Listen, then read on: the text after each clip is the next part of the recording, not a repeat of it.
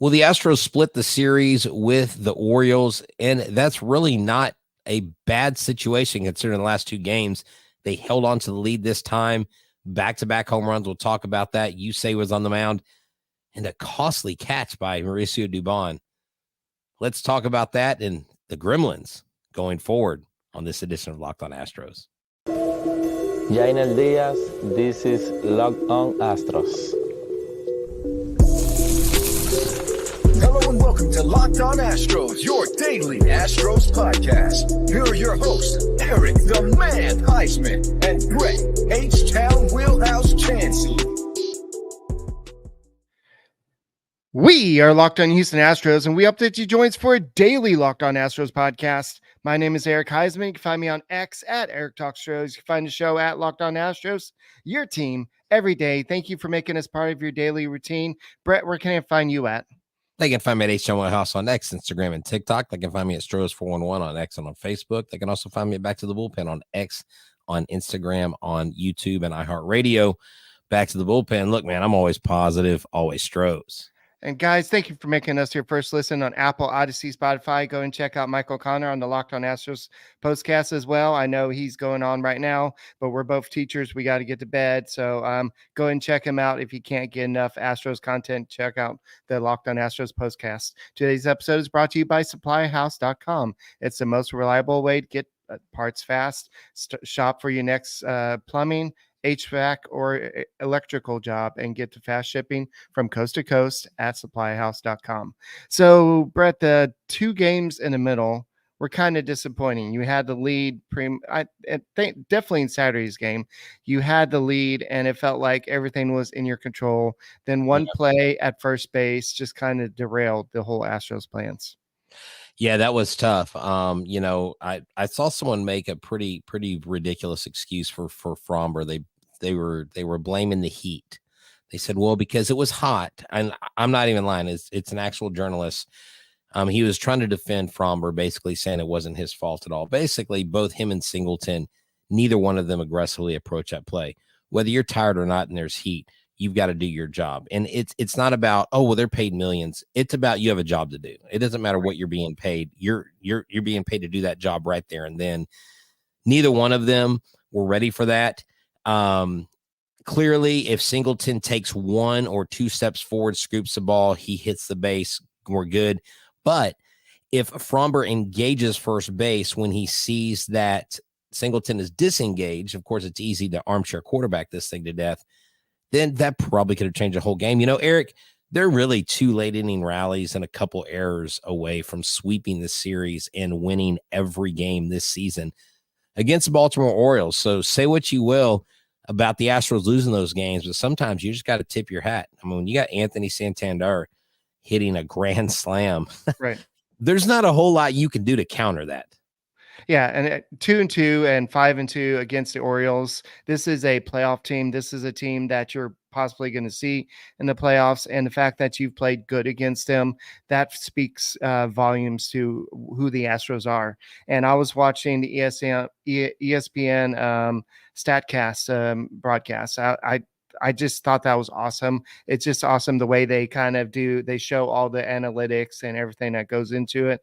And apparently Urias's home run, that was the it wasn't the highest home run that was hit this year. It was the highest home run hit by a Oriole this year, because It was like at his basically at his shoulder. I know Jose Altuve, he hits a whole lot of those home runs. Yeah, he does. The high home runs, but that was an unfortunate pitch off of Kikuchi. We'll talk more about Kikuchi in a little bit. But the fact that you had Yainer Diaz and, more importantly, Alex Bregman, after missing one earlier in the game, he actually connected for a home run. Yes, it was one of those cheapy home runs, but Camden Yards, that's a deep drive. And so the fact that it was there, I think that was the fact that it was a home run there. They actually moved the walls back, so it's actually further back. So the fact that he got out there, it would have definitely been a home run at Minute Maid Park and most ballparks. So I think 23 ballparks it would have been. Yeah, that left field adjustment's stupid. It's just dumb. It like whatever, Maybe the ballpark's a little nerfed like that, but still, I mean, that fence should be where it is. But then again, maybe the Astros don't want that because the Orioles hit a lot of balls out there too. Yeah. And the fact that you were 2-2, I know this was a closer series than we thought. And you didn't think you were going to go in there and sweep them. This is a good team. This is a good young offense. Their pitchers didn't scare you as much, but I know the guy definitely today, like I know he gave up 3 runs, but he kind of held the line a little bit. Then you had the pitcher on, I want to say it was Friday night. He pitched a little bit pretty well against the Astros, but overall, I think this was a very competitive series, and the Astros showed who they are. And people across baseball are starting to say, this is another season where we're going to see the Astros possibly not only in the playoffs, but possibly add another ALDS and so, or ALCS. I mean, so yeah, hopefully they make it to their past the wild card round. Hey, we're not the Dodgers, okay? But seriously, so if you go through May 8th, the Astros are 12-24, fourth worst in Major League history, a negative 32 run differential. Since May 9th, 56-39. May 9th, I think, was the day that Abreu was released. Plus 99 run differential, best in Major League Baseball. So, and here's an interesting fact. In 2017, didn't Aaron Judge hit 50 home runs? I think he did. The Astros won the World Series. 2022, Aaron Judge hit 50 home runs. The Astros won the World Series. Guess what Aaron Judge did today? Congrats, Aaron Judge. He hit his 51st home run. Need I say more? I mean, Eric, I'm not saying what you think I'm saying. You are. But I think that our chances of getting back to the Fall Classic are not as grim as we thought they were a month ago. So someone goes, so you're saying there's a chance? Yeah, I was trying to pull it up, and then you pulled it at the same time. There. Go. I got there it. You go. Yeah. No, I saw that, and someone tweeted that, Eric, and I cannot remember who tweeted it, but it was genius. I was like, that is amazing. I love it. I'll find it. I'll give the guy credit later on, but yeah, well, thank you, Robert. It's not my stat. Someone from the X tweets sent it out. Yeah. You can give him credit later if you figure it out. But the Astros now are 4.5 games above the Mariners. The Mariners are 66-65. The Astros are 70-60. So the Astros, they're probably going to finish as the 3rd seed, and unfortunately that means they're going to be playing in the wild card series, and so they're not going to get that bye, and so you're going to have that extra time that they get to play. But a team like the Astros, I think that they won't mind that. They have a 6-man rotation, so you can they probably are more suited to actually pitch in a wild card series and then pitch in another series behind that, because you have a deep rotation, and this rotation, any of these guys can pitch in a rotation in a playoff. So I think the Astros are where they need to be. The bats, we'll talk about what's going on with Kyle Tucker in a little bit. Alvarez, what's going on with him? He should be coming back pretty soon. But we'll have to talk about Ben Gamble. Where the heck did he come from? Like, dude, he's not hitting like Aaron Judge, but he's making contact. He's getting the job done. That's why I named him Ben Gambit. He's a freaking X-Man. I love this guy. I need a Ben Gamble jersey. Ben Gamble, not Gamble, Gamble. Gamble. Okay. So I throw the B in there all the time, but yeah, it's Gamel. Anyways, go ahead. So the Astros are now 5-0 in games started by Kikuchi. And so while I know that Will Wagner and Lil Perfido has actually started to heat up with the Blue Jays, so I know they're on fire. We got to look at the long term. We got to look at what happens for the rest of the season. If the Astros go on to win the World Series and Lil Perfido and Will Wagner become stars, we got another World Series. So you got to look past what's going on the future right now. parades are better than prospects, and that's what Parades you over have to look at prospect. sometimes. So we'll go ahead and continue this conversation. What did Kikuchi do in this game, and why did he give up the 3 runs? We'll talk about that next.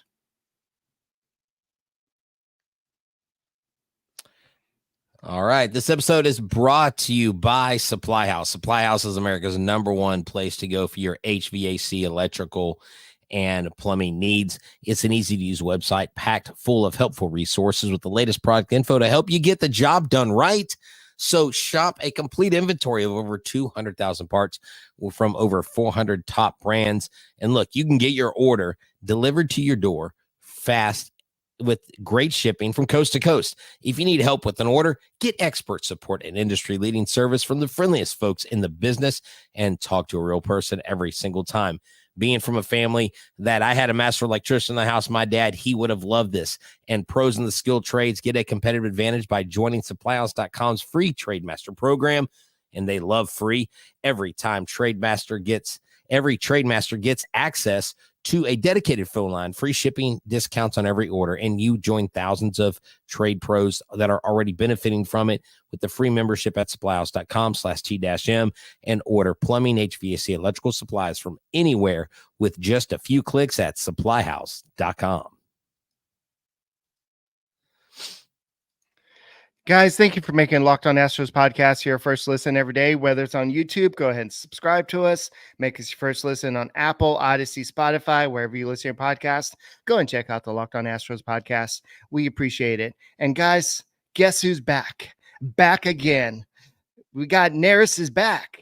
And he came in and he looked like his old self. He did not look like that guy that pitched for the Cubs this year. He looked like Hector Neris that pitched for the Astros for the past 3 years. Hopefully he wasn't a guy that pitched in the playoffs for the Astros, but he was the guy that he had the exact same stuff. The movement was great. He was a little wild, but I think that actually helped him kind of get some outs in this game. So I think overall, Hector Neris coming back to the Astros is going to be a good thing in the long terms. It's going to, I know the relievers, namely Brian Abreu, has been overused, and we have Ryan Presley that's making his comeback, but he hasn't been as effective. So if Neris can come back and be that kind of 7th inning guy for right now, I'm glad. Yeah, exactly. No, Neris did good. Corbin chimed in here a second ago while you were talking, and he basically said it's great to see the Astros score the runs after Kikuchi gave up the 3-run home run. Again, 5 2/3 innings. Something about that not getting to the 6th inning, but it works. He now actually he didn't earn the win. Neris earned the win, but Neris did 1 1/3 innings, Eric. He had a strikeout, didn't give up any hits. He looks comfortable. And what a great outing by Brian Abreu, because, Eric, the last time he touched the mound, he freaking gave up a ton of runs. And when you give up a 5 spot in 1 inning, it takes about 10 outings for you to reduce that ERA bump in your stat line. And that's a tough pill to swallow. I loved his attitude after the game. He's like, I didn't make that bad of a pitch. I just can't believe that he hit that ball. Usually Altuve hits the ball like that, but Santander is doing it, and he's actually doing like he's got 40 plus home runs this year, he's going to get to 40. I think he has like 38 or 39 home runs. This guy's going after a massive contract. He's probably going to be the 2nd most sought after bat, probably after Juan Soto, and I think he goes back to the Yankees. But Abreu comes back 2 strikeouts in an inning. And then Hader, 2nd time in like 3 or 4 games that he's gone out to a mound and said, hey, man, y'all got to fix this hole here. This is not good. And because he's so tall, he throws so hard. Right. If you step wrong in that hole, dude, you're not only twisting an ankle, you're tweaking a back, you're throwing something off. And the last thing we need is an injury. Speaking of injuries, have we heard anything about Dubon? He ran 100. Sort of. Okay. He made the catch. The ball stayed in his glove. The ball even stayed in his glove when he took his hand out of the glove. I don't know if you noticed that. The ball did not move. That ball was like, I'm home. Yeah, he squeezed it as hard as he could. So. Oh my gosh, what a catch. 130 feet. Dude, he was flying. And it's like Eduardo Perez, one of my favorite people in MLB. He said, "There's a pad there, but behind that pad is concrete." So you feel that he took the full brunt of that. It was like a freshman football player trying to make varsity, just got walloped by the wall. But so what's the kind of update, I guess?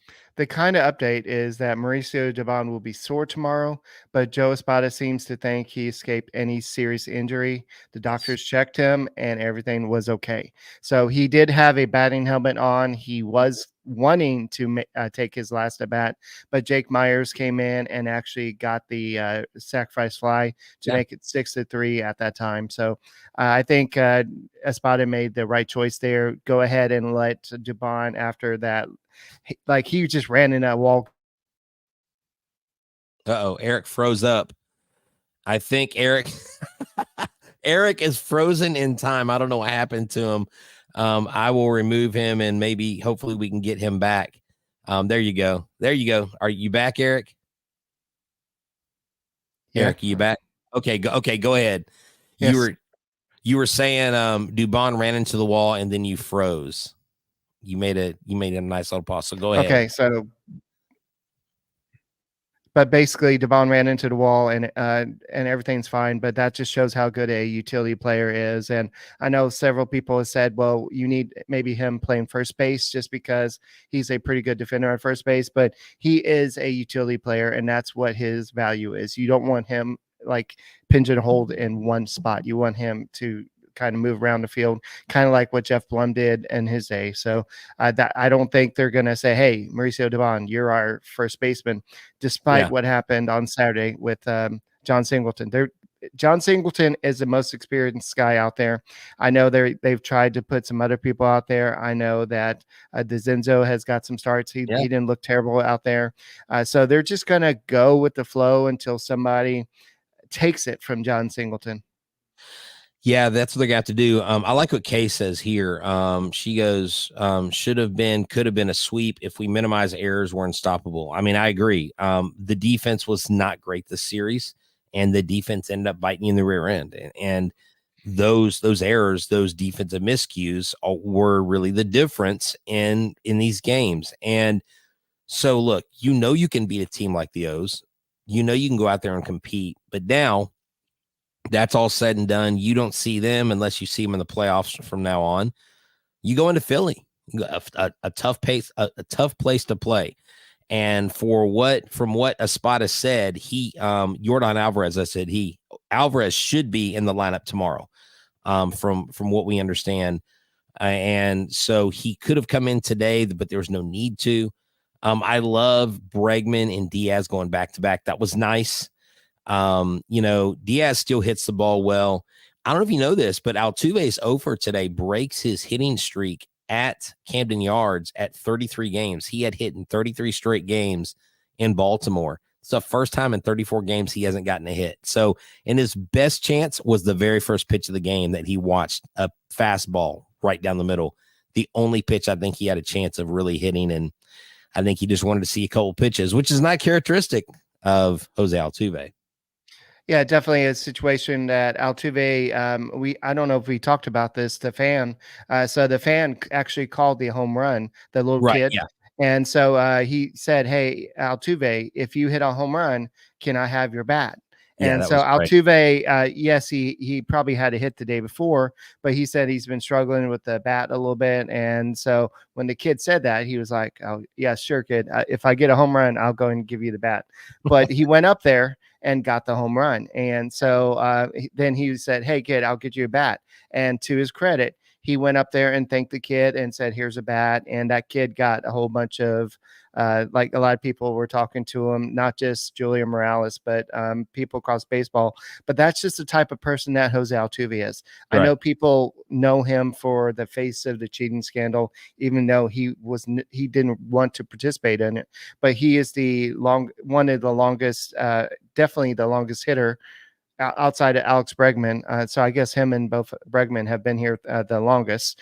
And so, but because of how good a player is, because he stole the MVP from Aaron Judge that year. Oh, yeah. He is the face of the scandal. And so, but this is the type of person that he is. And I'm glad that people across baseball are starting to see that he's not this bad guy. He's not the guy that's going to go out and do this. He wants to be the best player the right way. And so that's why we all like Jose Altuve, and he's going to be a lifetime Astro. Exactly. And, to steal a quote from Wreck-It Ralph, just because you're a bad guy doesn't mean you're a bad guy. Yes. So we do need to go and talk some more Kikuchi. We kind of glossed over this segment, but we'll talk about that next. We'll go and talk about Gamble a little more, and then we'll go and give you a deeper update on Alvarez and Tucker. Thank you for making Locked On Astros podcast your first listen. You've heard us talk about FanDuel, America's #1 sportsbook, right? Well, have you heard about this? I've got something a little different for you. Now through September 22nd, all FanDuel customers, not just new customers, but all FanDuel customers can get $5 and get a 3-week free trial to NFL Sunday Ticket from YouTube or YouTube TV. That's right. They're throwing in free subscriptions to places. I mean, that is unreal. With YouTube TV base plan, you'll be able to watch every regular season Sunday afternoon out of market game. All you need is a Google account and a current form of payment, and you can cancel it anytime. So just visit FanDuel.com/lockedon to get America's #1 sportsbook. Download it today.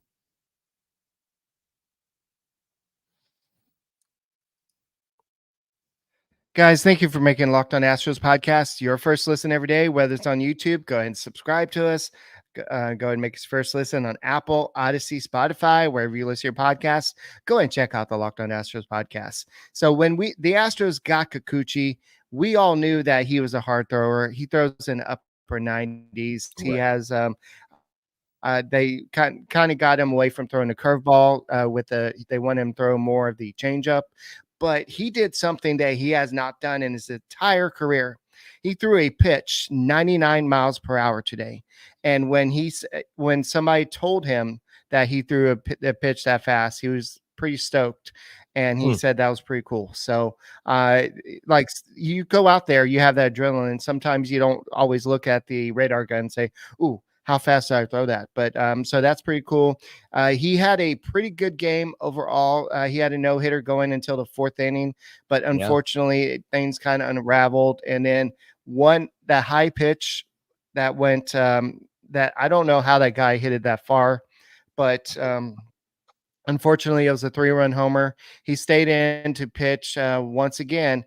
He can't seem to complete that 6th inning. So he has at all his starts with the Astros 5 2/3, 5 1/3, 5 2/3, 5 2/3, and tonight 5 2/3. So he can't quite complete that the 6 innings, but he is making difference with the Astros. The Astros are 5-0. His ERA with the Astros is 2.89.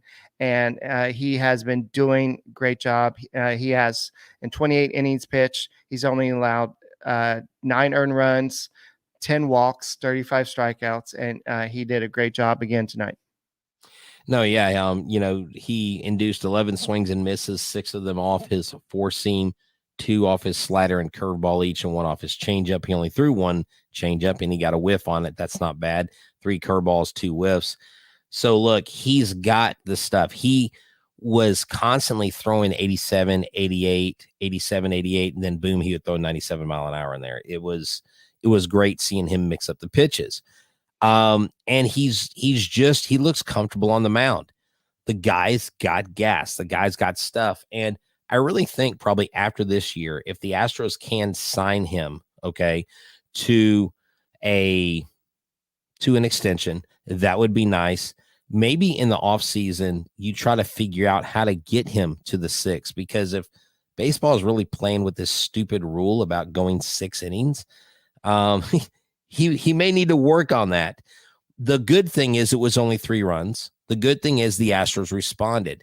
So it wasn't necessarily a bend don't break performance because he was so well starting out, but him being on this team, you can't argue with it. the numbers don't lie. 5-0 as a team when he's on the mound. So whatever it is that happens, the magic of Yusei Kikuchi, I think, is a real deal. I believe in it. Maybe we should call it the Yusei Mojo, but it is definitely something that I'm here for. And whenever Yusei is on the mound, I'm like, you say tough game, I say Kikuchi. So yeah, I did that. So just remember, one of the caveats for the sixth inning rule is that if they get to 100 pitches, you can take them out. So Right. That is a rule that if it comes about, there are some stipulations to it. So I think that that is something that with somebody like Kikuchi, he does throw a lot of pitches because he is.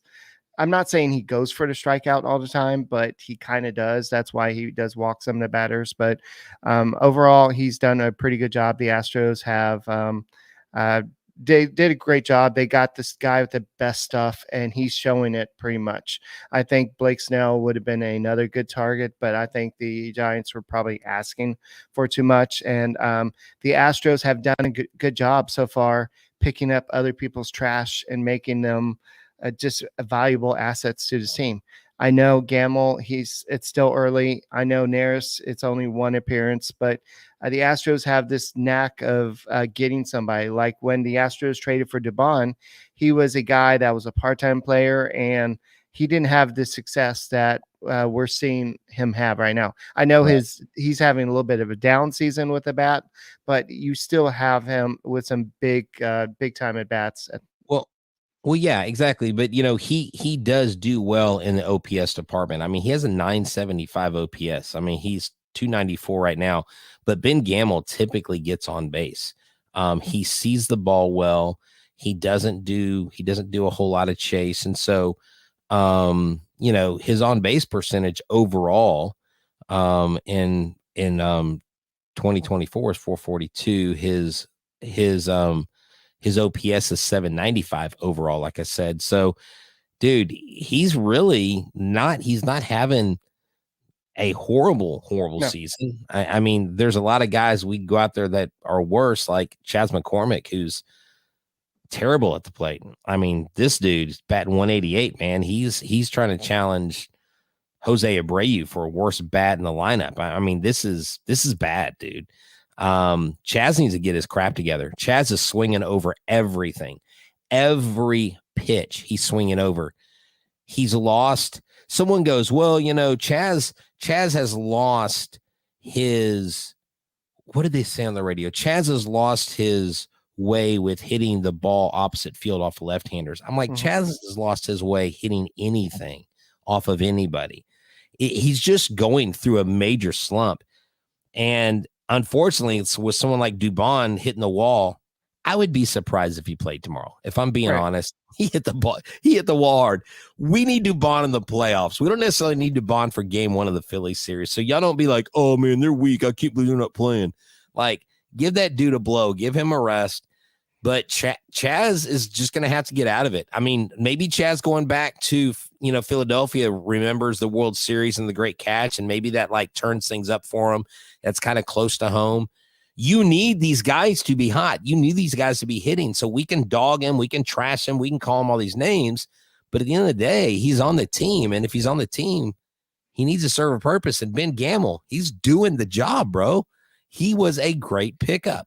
And remember, the Braves did that in 21 with those guys that came in with those great pickups. So, the guys that the Braves picked up had a little bit more of a pedigree. They did, but nobody put the Braves in the World Series because of their pickups. And I'm just saying, when you bring a guy in, you need him to contribute, like you mentioned. Okay. And so I'll keep calling him Ben Gambit. I'll keep putting him on the superhero list until his star falls. But he's no Robel Garcia. All right. Oh, cool. I just got a text message totally ignored that. Totally ignored that. You see that, Eric? Oh, I got a text message from Joe Espada. That's why. Eric deflected the Robel Garcia reference. Yes, I did.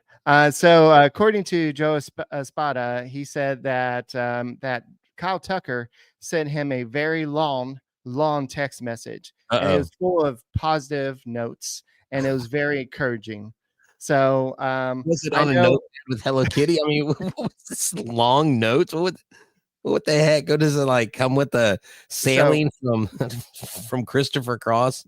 So Sailing Espada away. said that Tucker is still not running, but that's the last major hurdle that he still has to accomplish before he's able to go on a minor league assignment. But Dana Brown is still pretty positive that he's going to return early September. And so I think that you have one side that wants Tucker back, because I know Dana Brown knows how important that he is to the lineup, but at the same time, Joe Spada does too. But that's why he's like, you know what, let's not rush him back because Right. we need him. I want him in my lineup. I need him on that wall in October. So he definitely is going to take his time. But I think it's kind of a, like a team decision. And so the doctors, everybody's looking at it. So I think that good thing with that, you already mentioned that the fact that Alvarez should be back in the lineup tomorrow. He could have been used in a big situation today off the bench, but the Astros chose not to do that. And somebody asked earlier about Ryan Presley. He is making some positive strides, and I know we don't want to hear Rafael Montero, but he is killing it down in AAA. I'm not saying that I know AAA is not the major leagues, but if he can somehow discover his stuff, we can get the gang back together and minus Phil Maton and Ryan Stanek and have one of those dynamic bullpens that we had last year.